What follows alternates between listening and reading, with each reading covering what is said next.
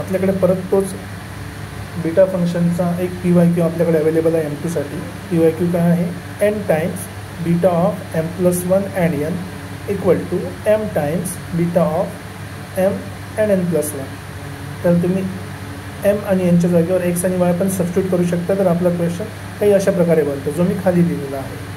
आता एक बीटा फंक्शनचा जे एक्सपान्शन असते किंवा जो फॉर्म्युला आहे तो असा आहे की beta of m+1 and n+1 is given by gamma of m+1 into gamma of n+1 divided by या दोघांची सम आणि त्याचा gamma. So gamma of m+1 plus n+1. तर हा एक आपला बेसिक फॉर्म्युला आहे बीटा फंक्शनसाठी.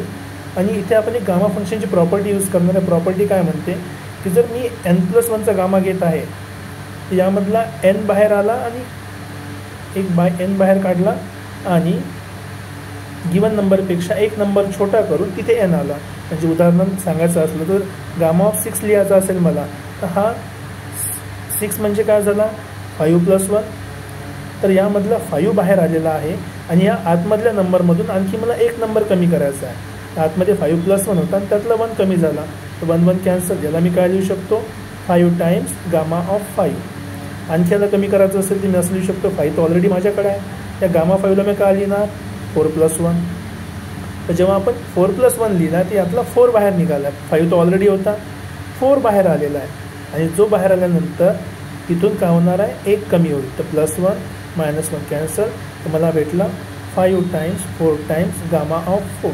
तर तुम्हाला आयडिया आली असेल की गामाची प्रॉपर्टी काय आहे की जर मी आतमधल्या फंक्शनला नंबर +1 लिहिला तर तो नंबर बाहेर येतो आणि आतमधल्या नंबरमधून एक नंबर कमी होतो. ही प्रॉपर्टी आता आपण यूज करणार आहे हा क्वेश्चन सॉल्व करायला. सॉल्व करू. ठीक आहे. तर आपण घेत आहे परत एक लेफ्ट हँड साईड घ्या किंवा राईट हँड साईड घ्या. चला आपण लेफ्ट हँड साईड घेऊ. चलो LHS is equals to n times beta of m+1 and n. ठीक आहे. मग इथे आपण बीटाची प्रॉपर्टी यूज करू आधी. तर n इज इक्वल्स टू हा झाला आपला गामा ऑफ m+1 आणि gamma of n divided by दोघांची सम. So m+n+1. ठीक आहे. तर आपण हे डिनॉमिनेटरला बिलकुल टच करणार नाही आहे. टच करायचं फक्त वरच्या नंबरला. आपली प्रॉपर्टी काय होती की जर एखाद्या नंबरमध्ये आपण काय केलं आहे 1 ॲड केला तर तो नंबर बाहेर येणार आहे. तर इथला m बाहेर आला आणि त्या गिवन नंबरमधनं एक कमी झाला. +1 ऑलरेडी होता त्यातला एक नंबर कमी झाला आणि हा गामा n आहे तसाच आहे divided by gamma of m+n+1. ठीक आहे. मग आता बघा हा +1 -1 कॅन्सल. तर मला लेफ्ट हँड साईडला काय भेटलं आहे n into m and gamma of m and gamma of n divided by gamma of m+n+1. आता मी याला थोडं रिअरेंज करतो. रिअरेंज म्हणजे काय करायचं बेसिकली की हा जो माझा n आहे इथे याला मी इथून मूव करून या nच्या जवळ घेऊन येतो.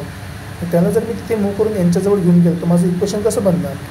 माझं इक्वेशन बनेल की m times gamma of m into n times gamma of n divided by gamma of m+n+1.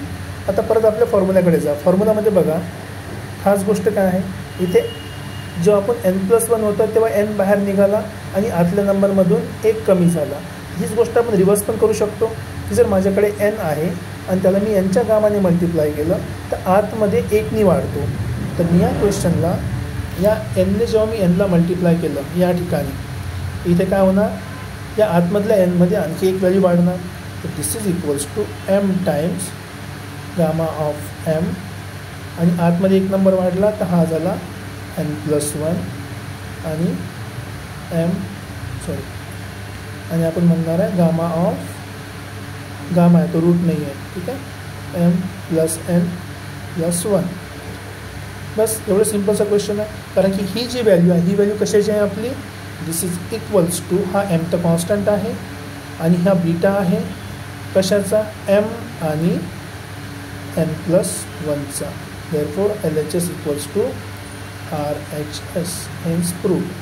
हा आपला सेकंड अटेम्प्ट ज्याच्यामध्ये आपण यूज केली आहे property of gamma function to prove that n times beta of m+1 and n equals to m times beta of m and n+1.